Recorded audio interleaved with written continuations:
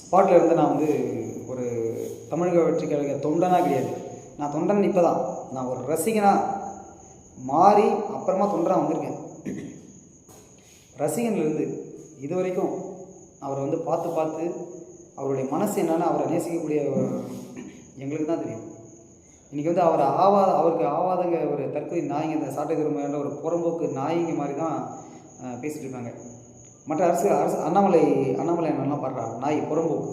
ஏன் அண்ணன் சீமானே வந்து தம்பிக்கு சப்போர்ட்டாக தானே பேசிட்டு போனார்.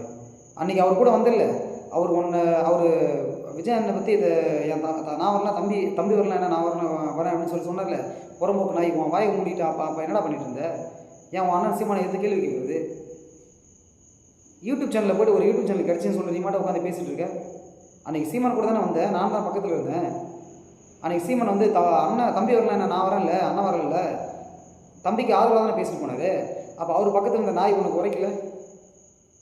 அவரு கேட்க வேண்டியதானே, அவரு கூட ஏன் போகிற? ஏன்னா அவரை விட்டு புரிஞ்சுட்டா உனக்கு நாதி இல்லை, சோறு கிடையாது, திங்கிறதுக்கு சோறு கிடையாது உனக்கு நாய். சீமான் அண்ணனை ஒட்டி பொழைச்சிட்டு இருக்க புறம்போக்கு நாய் நீ வந்து யூடியூப் சேனல் தளபதி விஜய் அண்ணனை பற்றி பேசிகிட்டு இருக்க.